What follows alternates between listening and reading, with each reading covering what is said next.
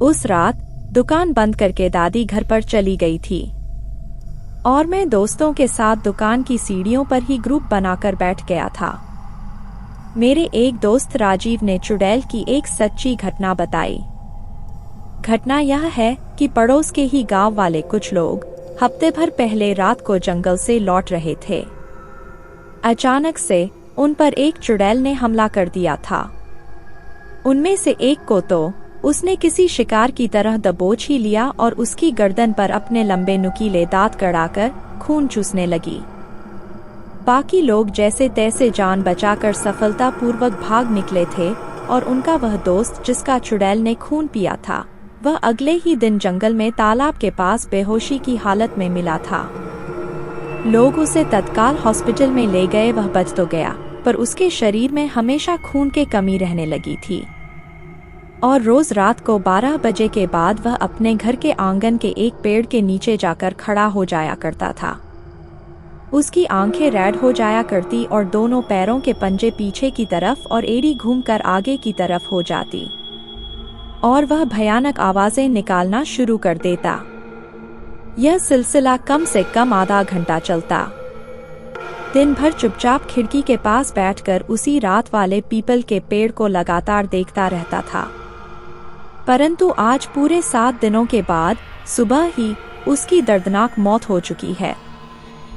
पूरा गांव बहुत ज्यादा भयभीत हो चुका है और अब उस जंगल के रास्ते से उस गांव का कोई भी नागरिक गलती से भी आता जाता नहीं है।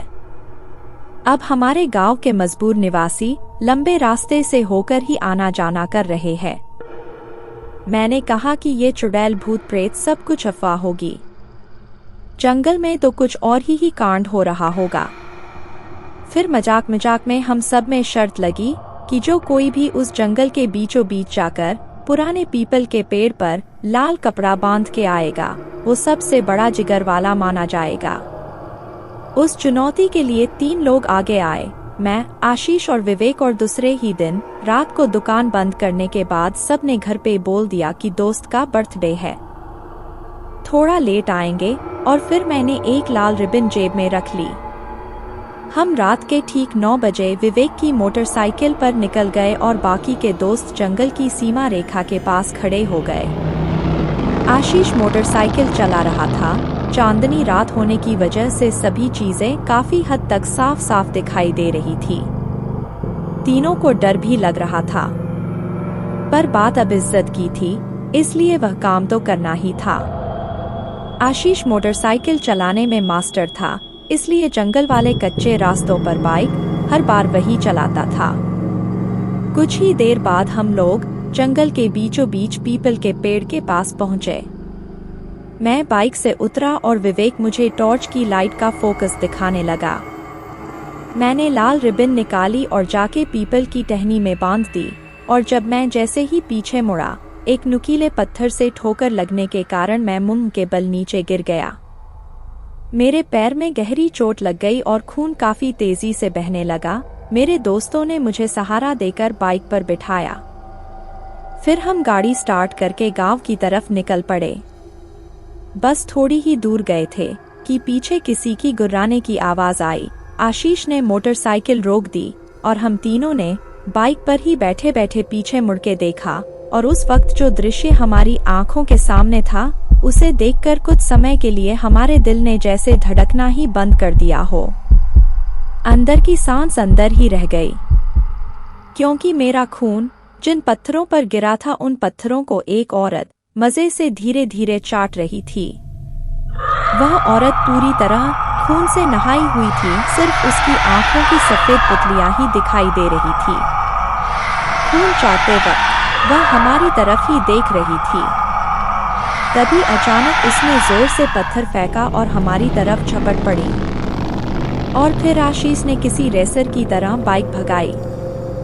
मैंने जब उसे पीछे मुड़कर देखा तो वह औरत 4 पैरों पर किसी नरभक्षी भेड़िए की तरह तेजी से दौड़ते हुए हमारा पीछा कर रही थी। एक पल के लिए लगा कि उसने हमें पकड़ ही लिया हो, पर किस्मत से आशीष के हाथ में बाइक थी।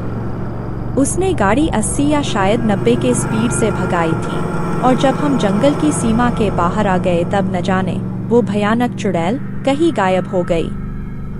हमारे वापस लौटने तक सारे बड़बोले दोस्त घर भाग चुके थे। फिर अगले दिन दादी ने देखा कि मैं कुछ परेशान और डरा हुआ हूँ, तो उसने मुझसे सब सच सच उगलवा लिया और मैंने भी सब हकीकत बता दी। उस दिन दादी ने न सिर्फ मुझे जमकर डांटा, बल्कि एक स्लेप भी मारा और बाकी दोस्तों के भी घर जाकर दादी ने यह घटना परिवार वालों को बता दिया। सबको जम के डांट पड़ी। फिर दादी ने सिर्फ 2 दिनों के अंदर हमारी दोनों दुकान और घर गांव के ही एक पाटिल को बेच दिया। और एक रात तो जबरन उसने मुझे हनुमान जी के मंदिर में सुलाया था। उसके बाद भी मैं गांव छोड़ने को तैयार नहीं था। पर दादी मुझे मार कूट के ईटानगर ले आई, जहां मैं अभी भी रहता हूँ। कुछ दिनों बाद जब सब नॉर्मल हो गया, फिर मैंने दादी से गांव छोड़ने का कारण पूछा। तब दादी ने मुझे बताया कि पत्थरों पर गिरा हुआ मेरा खून चाटने वाली वह औरत एक रक्त पिशाचिनी चुड़ैल थी और अब उसको मेरे खून का चस्का लग चुका है। अभी भी वह चुड़ैल मेरी तलाश में यहाँ वहाँ भटक रही होगी। अब तुम्हारे खून की गंध वह कई किलोमीटर दूर